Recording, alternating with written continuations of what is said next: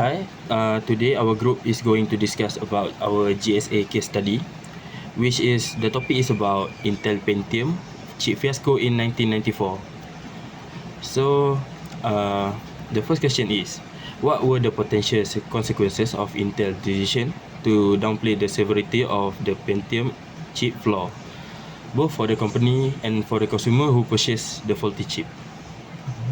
Hello, my name is Muhammad Yazid bin Khalid. My matrix number is 10DDK22F 1035, and I'm going to be answering for this question that Mushrif asked, which is what has been the result for both Intel and their customers that were impacted by the defective cheats in the first place. Now, the serious consequences is, first off, by downplaying the issue, Intel's reputation has seriously been harmed by its credibility as a trustworthy and accurate company. It caused a decline in customer confidence and presented a financial risk because of possible legal action that can be taken towards them. They were also trying to save the budget by not doing the product recalls and damage control expenses, because this gonna hurt a lot of their financial stability. Well, after all that marketing, of course, it's gonna be bad, and it's later been soon find out by people who are doing a true research and experiments on the faulty chips. And this also had an impact on the competitive environments. It's have given the competitors another opportunity. Well then, other companies and competitors such as IBM, Motorola and AMD took this advantage to highlight and promote their products, and especially AMD, since they have been on a chip and microprocessing war production for a long time. AMD highlighting their product as accurate, reliable and also accurate data representation to take advantage of Intel's error and their response. Customers that were once found trust in Intel products was betrayed, thus leaving them doubtful about the dependability of their chips and products. They were later then financially impacted by the possibility of having to replace the defective chips, as well as interruptions to take their competing operations. Being concerned about the performance also has been surfaced, and then it later affecting other tasks that require the accuracy.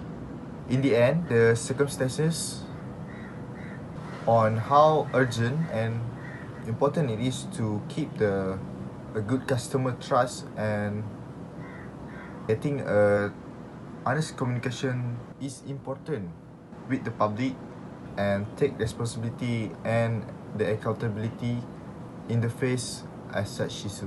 Now, we have been questioning what could have been different and how could Intel have handled the situation differently to prevent negative consequences for both the company and its customers.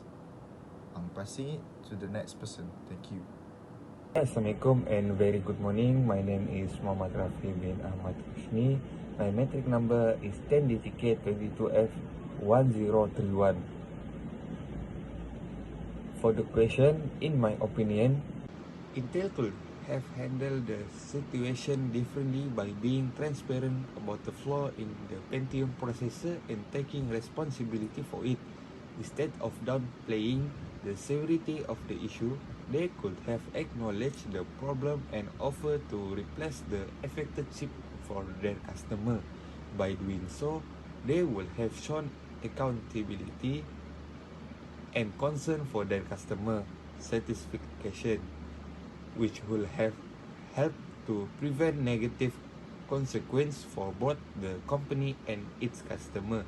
Additionally, they could have implemented better quality control measures to prevent such issue for occurring in the future.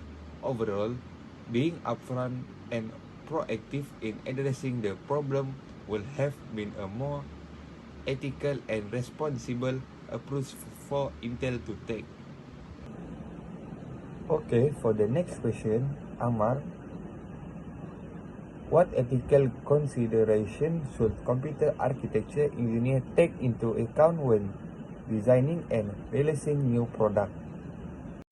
Hello, my name is Muhammad Amaikal and I'm from DTK 3B. So, I will answer Rafi's question. Rafi asked me, what ethical consideration should computer architecture engineers take into account when designing and releasing new product? So, for me, computer architecture engineers should prioritize ethical considerations such as user privacy, security, and accessibility. They should ensure transparent communication about data collection and using, implement robust security measure, and design product with inclusivity in mind. Additionally, considering the environmental impact and promoting sustainability in hardware design is crucial. Regularly updating and patching system to address vulnerabilities is also ethical responsibility to protect user from potential harm. So, that's all from me. I will pass it to Irfan. I want you to answer my question.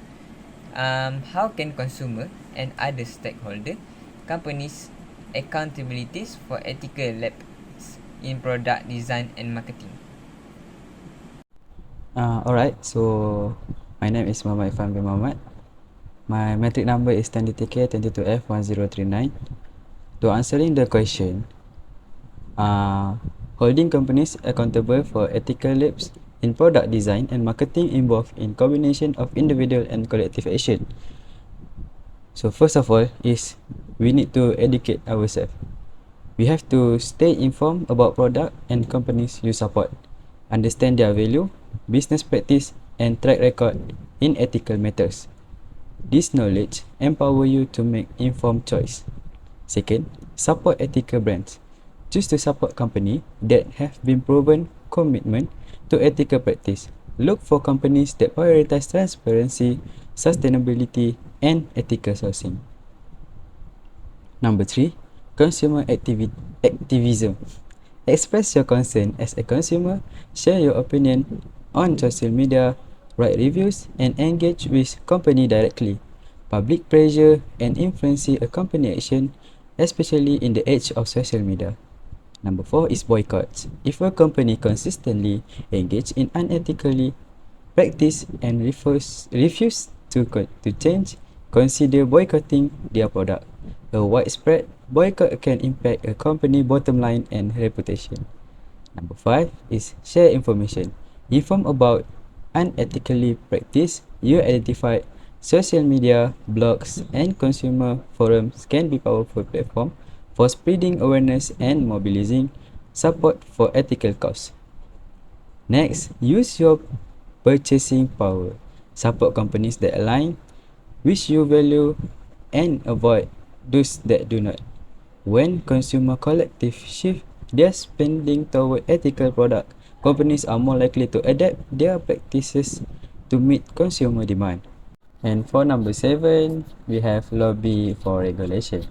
Advocate for stricter regulation and standard in the industry. Engage with policymakers to push for legislation that ensures companies adhere to ethical guidelines and are held accountable for any violation. Number 8, engage with NGOs and watchdog organizations. Support or collaborate with non-governmental organizations, NGOs, and watchdog groups that monitor and expose unethically practice. This organization can simplify your voice and bring issue to the public attention. Number 9 is shareholder activism. If you are a shareholder in a company, use your voting right to influence corporate decision. Attend shareholder meeting and voice your concerns about ethical issue. Some investor and investment fund also prioritize ethical investment. And lastly is legal action. In extreme cases, consider legal action if a company actions are unlawful. Seek advice from consumer protection agency or legal professionals who specialize in corporate ethics. Remember that holding companies accountable often requires sustainable effort and collaboration by combining individual action with collective movement. consumer, and stakeholder can encourage positive changes in corporate behavior. And that is 10 of my opinion about how can consumer and other stakeholder company accountable for ethical lapse in product design and marketing. So for Mustaqim, I have a question about how have advance in computer architecture engineering since Pentium chip fiasco impacted the way in which company address quality control and safety concern in product design and marketing. So please go ahead, Mus. Hi, my name is Muhammad Mushrif Zulkifli. I'm from DTK 3B. My metric number is 10 DTK 22F1032. And I want to answer about Irfan's question, which is how have advanced in computer architecture engineering since the Pentium chip fiasco impacted the way in which company address control and safety concern in product design and marketing. So, since the Pentium chip issue, improvement in computer architecture engineering have changed how companies ensure qualities and safety in product design and marketing. So, the first step they took is thorough testing early on. Companies now test product more carefully during the design and manufacturing phases to catch any issue early. Second, they do for better simulation tool. Engineering use advanced simulation to test how product perform under different conditions to help identify potential problem. So thirdly, the use of AI and machine learning. AI and machine learning are being used to predict and prevent issue by analyzing pattern and historical data. Four, they do transparency in marketing. Companies are more transparent in marketing, openly sharing their rigorous quality control process to build trust with the customer. Then they need to have swift communication. Thanks to social media and improved communication technologies, companies can quickly respond to any emerging issues. So they can reduce the risk to their reputation. Then about the industry collaboration. Industry dealing with critical system like aerospace and healthcare are working together in sharing best practice to improve overall quality standard. Then they are looking forward. In the future, we can expect even more advanced testing method and collaborative effort to further enhance product quality and safety. So that's all about Irfan's question just now.